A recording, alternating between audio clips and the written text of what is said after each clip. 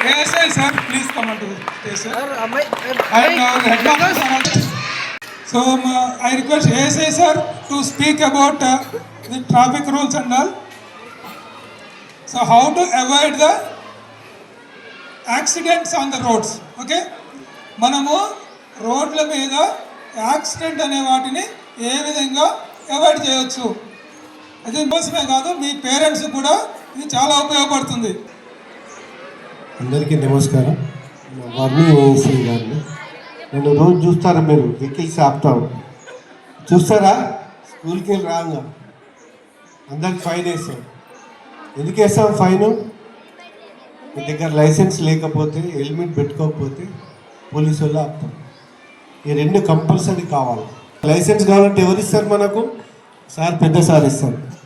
విన్నావా sir? Licence మీరు apply చేస్తే సార్ ఇస్తారు. మీరు ఇప్పుడు సార్ మన దగ్గరికి వచ్చిండు కాబట్టి మీరు సార్ దగ్గర పోయి, సార్ మా స్కూల్కి వచ్చింది, మాకు లైసెన్స్ కావాలని మీ పేరెంట్స్కి చెప్తే తొందర ఇచ్చేస్తారు సార్. తెలుసా? ఇంతకుముందు మనం పోయేవాళ్ళం అడిగి లైన్లో నిలబడి బతుకులాడి అప్లికేషన్ నింపి దానికి నిన్న అప్లికేషన్ ఆన్లైన్ సిస్టమ్ లేనప్పుడు. ఇప్పుడు ఆన్లైన్ వచ్చి నుంచి అల్కగా అయిపోయింది. అప్లై చేసినా కానీ మన పెద్దసారి దాని మీద సంతకం పెట్టి గ్రీనింగ్తో మీకు ఇచ్చేస్తాడు. మీకు తొందరగా అయిపోతుంది. ఎవరికైనా లేకుంటే మీ తల్లిదండ్రులకు కానీ, మీ బ్రదర్స్ కానీ, అమ్మాయిలు 19 years మీ అక్కయ్యలకు కానీ, మీ మదర్స్ కానీ తీసుకోమని చెప్పాలా? మీరు చెప్తారా? లైసెన్స్ అనేది కంపల్సరీ. ఎందుకంటే ఈ మధ్య మేము బోధనలో ఒక స్కూల్లో ప్రోగ్రామ్ చేస్తే ఆ స్కూల్ హెడ్ మాస్టర్ అతను బాధితుడు ఈ జువైనల్ డ్రైవింగ్లో. అలా బాబు వాహనం నాటి పట్టుబడితే ఏమైందంటే పోలీస్ కేసు అయింది. ఇతను రోజు వారానికి ఒకసారి కోర్టుకు వెళ్ళి పోలీస్ స్టేషన్ వెళ్ళి సంతకం పెడుతున్నాడు, కోర్టు చుట్టూ తిరుగుతున్నాడు. అతనికి వాళ్ళ ఫాదర్కి ఏమైంది తెలుసా? హార్ట్ అటాక్ వచ్చింది. ఈ బాధతోని 2 స్టంట్లు పడ్డాయి. అంటే సీరియస్నెస్ ఇంత ఉంటుంది. జువెనల్ డ్రైవింగ్ చేశారనుకోండి, ఇప్పుడు ఇంతమంది అమ్మాయిలు అబ్బాయిలు లేపారు చేతులు నడుపుతున్నామని. ఇన్ కేసు మన ఏఎస్ఐ గారు లేకపోతే ఎస్ఐ గారు చూసి మీ మీద కేసు ఫైల్ చేసి మైనర్ డ్రైవింగ్ అని కేసు పెట్టాడు అనుకోండి, మీ మీద ఒక ఎఫ్ఐఆర్ ఫైల్ అవుతుంది. ఏమవుతుంది? పోలీస్ కేసు ఫైల్ అవుతుంది. అయిన తర్వాత మీరు చిన్నపిల్లలు జైలుకి పోతారు, మీ అమ్మా నాన్నలు పెద్ద పిల్లలు జైలుకి పోతారు. అవునా కదా? తర్వాత 2 నెలలకో 3 నెలలకో లేకుంటే ఆ జడ్జి గారు కరుణించి అరే అబ్బాయి చదువు దెబ్బతింటుంది కాబట్టి శిక్ష తగ్గించి ఒక 4 రోజులు 3 రోజుల్లో జైలు వేసి లేదా కౌన్సిలింగ్ చేసి పంపిస్తుండొచ్చు. ఓకేనా? జై భారత్ నాన్న. సార్ వాళ్ళు ఎందుకు వచ్చారో తెలిసింది కదా మనకు. ఎందుకు వచ్చారు? మనం ట్రాఫిక్ రూల్స్ని మనం పాటిస్తున్నామా? స్కూల్లో పాటిస్తున్నామా? స్కూల్లో ట్రాఫిక్ రూల్స్ ఉన్నాయా? ఎంతమంది పాటిస్తున్నారు? స్కూల్లో ఏ విధంగా అయితే ట్రాఫిక్ రూల్స్ పాటిస్తున్నారో బయట కూడా మన పేరెంట్స్ కూడా ట్రాఫిక్ రూల్స్ పాటించే విధంగా చేయాల్సిన బాధ్యత మన పైన ఉంది. ఇప్పుడు మన ఆర్టీఓ సార్, మన ముఖ్య అతిథి సార్ గారు మాట్లాడతారు. Good evening all. జై భారత్. జై భారత్. Full Jose. జై భారత్. మీరు స్కూల్కి ఇప్పుడే వచ్చినట్టుంది. అంటే మార్నింగ్ నుంచి ఈవినింగ్ వరకు ఈ ఎనర్జీ క్యారీ చేస్తున్నారంటే hats off to you. Great. వేదిక పైన పెద్దలు మల్లారెడ్డి ఇన్స్టిట్యూషన్స్ కరెస్పాండెంట్ అనంత జనార్దన్ గారు, మరి ప్రిన్సిపల్ గారు, పోలీస్ ఏఎస్ఐ గారు, మరి మీ అందరికీ నా యొక్క సాయంకాల జై భారత్. జై భారత్. జాతీయ రోడ్డు భద్రత మాసోత్సవాలు, నేషనల్ రోడ్ సేఫ్టీ మంత్. మాసం అంటే ఏంది? నెల 1 మంత్ అంటే ఎన్ని రోజుల పాటు సెలబ్రేట్ చేస్తాం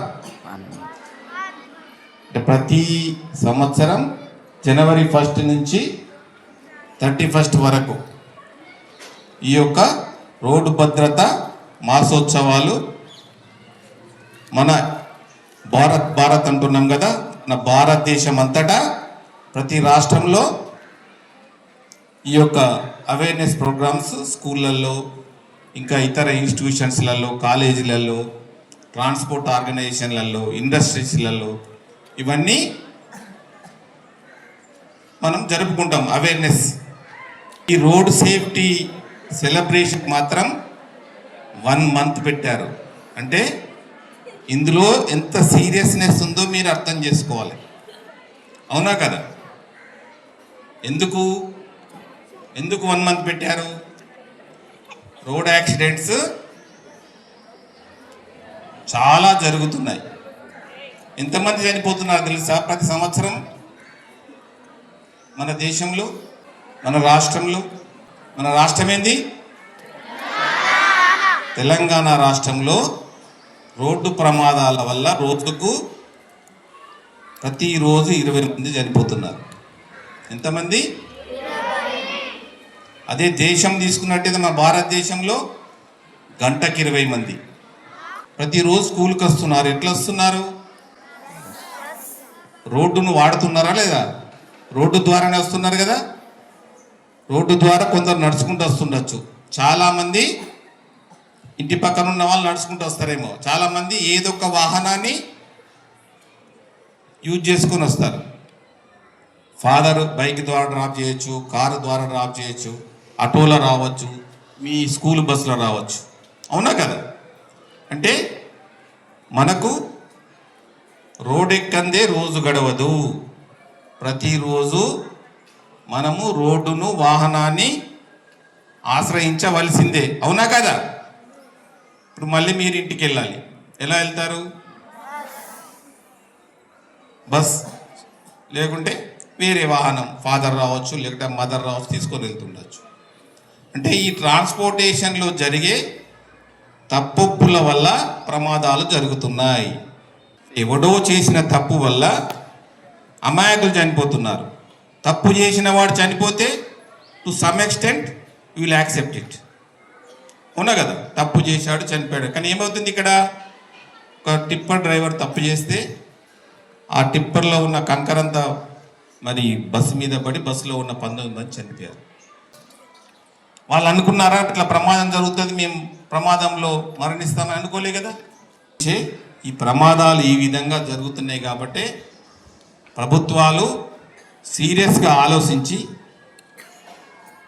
ఈ రోడ్డు భద్రత మాసోత్సవాలు 1 రోజుల పాటు జరుపుతారు. మీరు అనుకుంటుండొచ్చు, నాకు తెలిసి ఇక్కడ ఆల్మోస్ట్ చాలామంది పిల్లలు నడుపుతారు, బండ్లు నడుపుతున్నారా? ఎంతమంది డ్రైవింగ్ వచ్చు చేయలేపండి. పర్లేదు.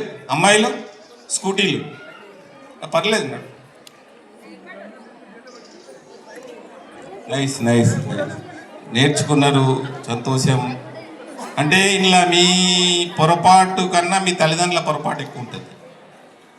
గ్రౌండ్లో నేర్చుకోవచ్చు, కానీ పబ్లిక్ రోడ్డు మీదకి మీరు వాహనం తీసుకొని వస్తే కరెక్ట్ ఏజ్ ఎంత చెప్పండి? లైసెన్స్ తీసుకోవాలంటే 18 సంవత్సరాలు నిండిన వాళ్ళు మీరు లైసెన్స్ ఎలిజిబుల్. 18 సంవత్సరాలు నిండినాయి, వాహనం నడపచ్చా? నడపచ్చు. 18 సంవత్సరాలు వచ్చేసినాయి, అక్కడ బైక్ ఉంది, తీసుకొని పబ్లిక్ రోడ్ మీదకి వెళ్ళొచ్చా? ఏం కావాలి? ఓకే. లైసెన్స్ తీసుకున్నాక 18 సంవత్సరాలు వచ్చాయి, లైసెన్స్ తీసుకున్నారు, నడపచ్చా? హెల్మెట్ పెట్టుకుంటారు, అన్నీ ఉన్నాయి. కానీ వెహికల్కు ఆర్సీ ఉందా, ఇన్సూరెన్స్ ఉందా, పొల్యూషన్ ఉందా, అవన్నీ ఉన్నాయా లేదా చూసుకునే బాధ్యత మీదే, మీది, ఓనర్ది. ఏమన్నా ఏం లేకున్నా శిక్షకు గురయ్యేది నడిపే వాళ్ళు, బండి ఓనరు. అయితే ఇప్పుడు మీ చిన్నపిల్లలు 18 మీకు నేర్చుకున్నారు. ఈ రోజులలో ఏంటంటే తల్లిదండ్రులు కూడా చాలా ప్రౌడ్గా ఫీల్ అవుతారు. మా బాబు 6 ఇయర్సే, బైక్ స్పీడ్గా నడుపుతాడు, హైవే మీద 100 స్పీడ్లో పోతాడు అని గొప్పగా చెప్పుకుంటాడు తల్లిదండ్రులు. ఇంకొక తండ్రి అంటాడు మా బాబు అయితే చేతులు వదిలిపెట్టి నడుపుతాడు అంటాడు. అందులో ఇంకో తండ్రి అంటాడు మా బాబు అయితే కారు 150 స్పీడు, వాడు ఎంత స్పీడ్ పోతాడో నాకే తెలియదు, ఏం కాదంటారు. అంటే చూడండి, అంటే ఇట్లా తల్లిదండ్రుల ప్రోత్సాహం ఉంది ఇలా. అంటే తల్లిదండ్రులకు ఈ జువెనైల్ డ్రైవింగ్ ఇప్పుడు చాలా సీరియస్ అయింది. రహదారి భద్రతా ప్రతిజ్ఞ. నేను భారతదేశ పౌరుడిగా మోటారు వాహనముల చట్టంలో పొందుపరిచిన రోడ్డు నియమ నిబంధనలను పాటిస్తానని ఇతరులకు తెలియజేస్తానని తోటి రోడ్డు వినియోగదారులను గౌరవిస్తానని రోడ్డు ప్రమాదములు జరగకుండా నా కర్తవ్యాలను శ్రద్ధతో అంతఃకరణ శుద్ధితో నిర్వహిస్తానని రోడ్డుపై ప్రయాణించినప్పుడు ట్రాఫిక్ నియమాలను ఉల్లంఘన కానీ ప్రేరేపించడం కానీ లేకుండా ప్రజలందరూ మన రోడ్లపై సురక్షితంగా ప్రయాణం చేయడానికి సహకరిస్తానని దైవ సాక్షిగా ప్రమాణం చేస్తున్నాను.